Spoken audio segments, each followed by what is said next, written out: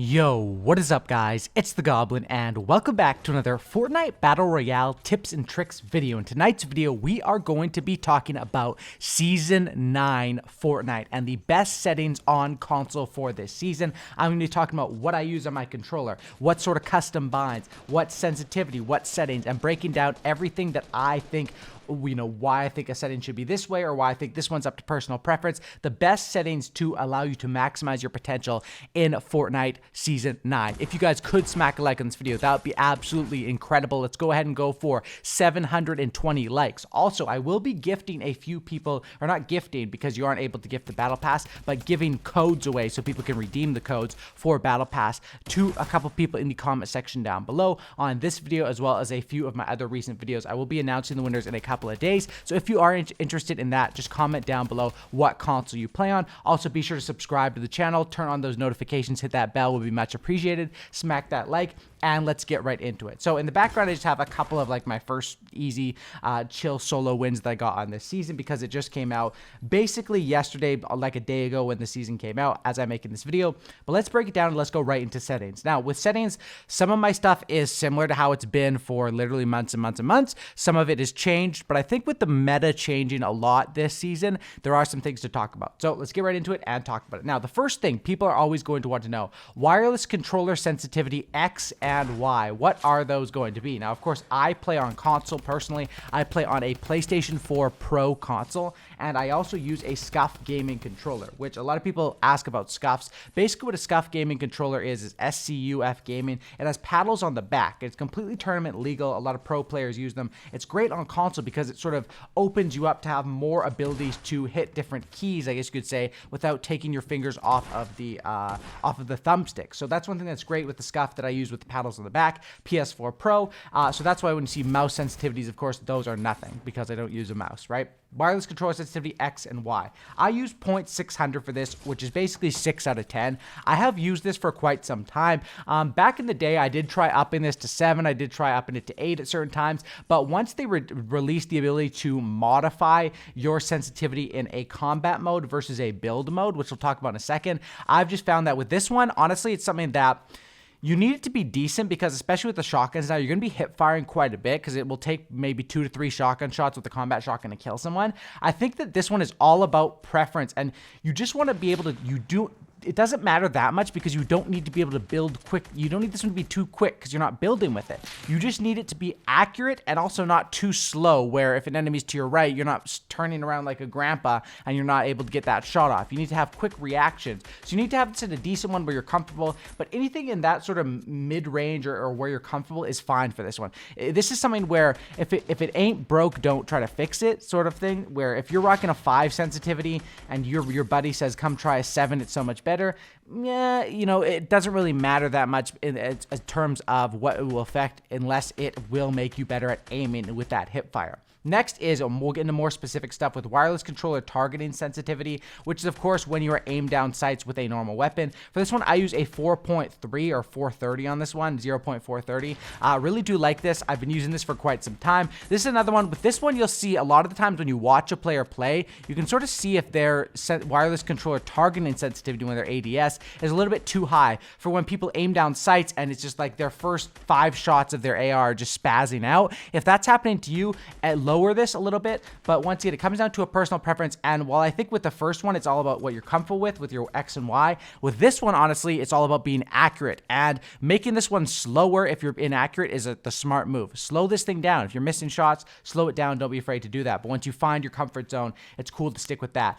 Scope sensitivity, a 0.650. I'm not the biggest sniper in my personal opinion. Let me know in the comment section down below. What do you guys use for your wireless controller scope sensitivity? If you guys are super duper good snipers, let me know. I just use a 0.6 or 6.5, which I find to be pretty nice. I mean, I don't really have any problems with it, so I don't really mess with that one. Next, we'll get into the building sensitivity and your edit sensitivity. Now, this is where Fortnite really took it to the next level, at least on console and basically all platforms, by introducing these sort of options, right? So with building sensitivity, these modify based off of your wireless controller sensitivity. So mine is a 6 and 6. So with these being a 1.9 and a 1.65, those go off of what I have, right? So if you're rocking with a 10 sensitivity to start, obviously your multiplier would probably be, or your modifier would probably be a little bit lower. or if you're rocking with lower, it could be higher. Now, why do I use the wireless controller building sensitivity at a 1.9? I really am trying to, like, I've just upped this recently and I'm trying to get used to it, because I think that fast building, especially when you're like doing 90s, it's boom, nice and easy. Doing 180s or different things like that in real build scenarios,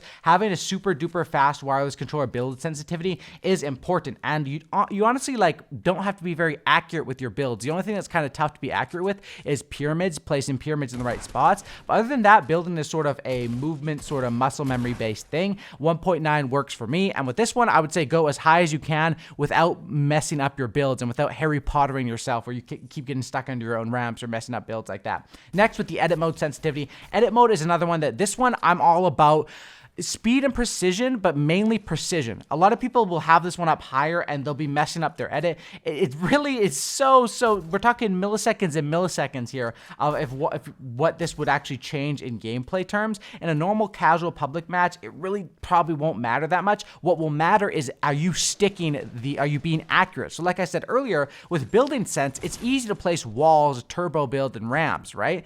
But it's not as easy to edit, boom, 3 here, 4 here, one right in the middle, one on the right, one on the left, quick editing people. And I find that this one, it's all about being comfortable. If you are messing up your edits, it's something like the aiming sensitivity. You want to lower it if you are messing up your edits. And it's something that if it comes easy to you and if you feel like it's slow, up it. But I don't think that upping your edit sensitivity is really going to be a game-changing thing unless you are already using something super duper slow, right? So that's what I have as far as those. Next, invert view, no. Invert aircraft controls, yes, I do have that on.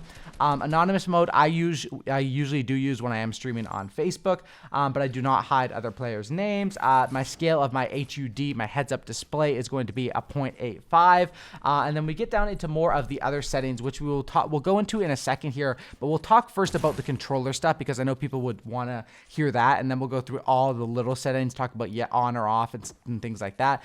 First thing is with the people I know with the visualized sound effects. Personally, I turn that off. I just like to be able to, you know, I like to sound whore enemies, use my headset and be able to tell where the enemies are coming based on the headphones. If you're someone that doesn't play with a headset or plays where you can't really tell which way they're coming from with your audio, maybe visualizing sound effects, especially with how they've updated the recent update, will help you guys out. But that is one that is more of a personal preference thing, and you don't really see, you know, it's up to the player. Personally, I'm more of an audio guy, and audio based on left and right, hearing the different sounds. Now, when it comes down to actually building and editing controller controls, we'll talk about that for a second, then we'll go through all the little stuff.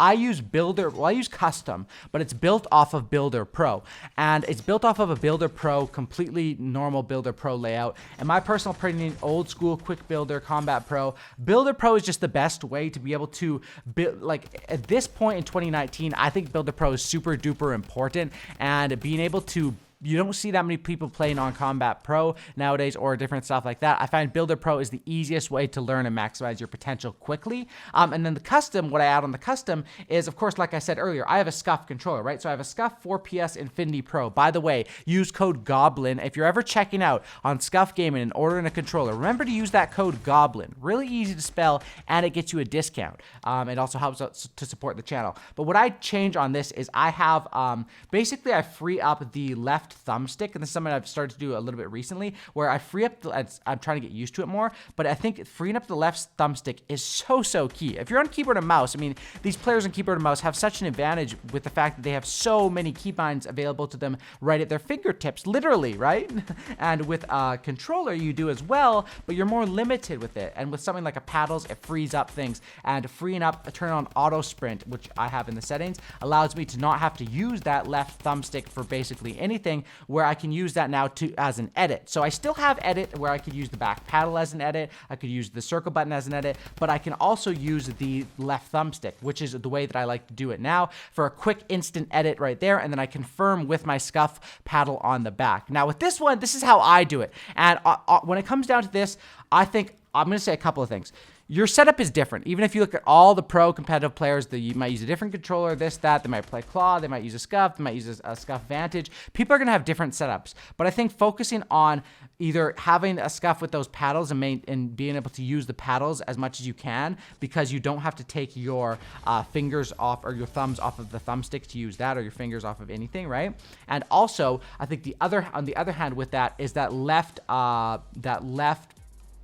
thumbstick, which you're already going to have your thumb on, you might as well be using that as an edit. It does feel quite natural, and I think that personally on a video a couple months ago, I talked a bit about how touchpad could be used for editing, and that does work as well, especially for playing Claw. But when it comes down to the most comfortable and natural way, I think most people are gravitating towards using that left thumbstick as an edit button. The only thing is you got to get used to it, and when you do mess up and hit it sometimes, you got to be able to quickly click your circle to cancel that, which would be your B button or whatever. But that's the thing. I still confirm with, some people might like to confirm with that left thumbstick. I confirm with the circle button, and that's just how it goes. When it comes down to the basic settings and everything you guys want to know for that, I will show most of those up on the screen right now to end out this video. Pretty self-explanatory when it comes down to most of the things. You're going to want to have aim assist on, which is super duper important. Turbo building on. There's some of these things that are just so important you don't want to miss them. Sprint cancels reloading you want to have off, so you're able to, especially when you win a fight, running out of the storm, get those reloads off. And when it comes down to auto opening doors, auto picking up weapons, I have those off just so I'm in more control, but I do like to auto sort consumables to right. Also, if you are using a hold time for your controller edit hold time, you obviously want to make that as minimal as possible. So like a 0.118 would be something that's good, where you're not messing up and hitting it too often, but you also don't have a big delay between that controller edit time. As far as vibrations, I do play with vibration off. I think that it's something that's important, and you want to have the most focus and the least amount of distractions so you can hit your shot. So that is important as well. And with dead zones, I use a 0.12, which is just the natural on the dead zone. Never really messed with the dead zone. I honestly have felt comfortable with that and have just sort of stuck with that. So when it comes down to the best settings, hopefully this video did cover pretty much everything you guys need to know about it. Like I said, it's all personal preference, but there are some things that I think, when you watch a player, copying someone's settings isn't going to make you play like them, but having bad settings will make you play bad. And making sure your settings are all in a position to maximize your potential is such a key. Thanks for watching though. Drop a like, subscribe. I'll catch you all on the next one. Be sure to hit that button, turn those notifications on, and I'll talk to you all on the next one. I'm out. Peace.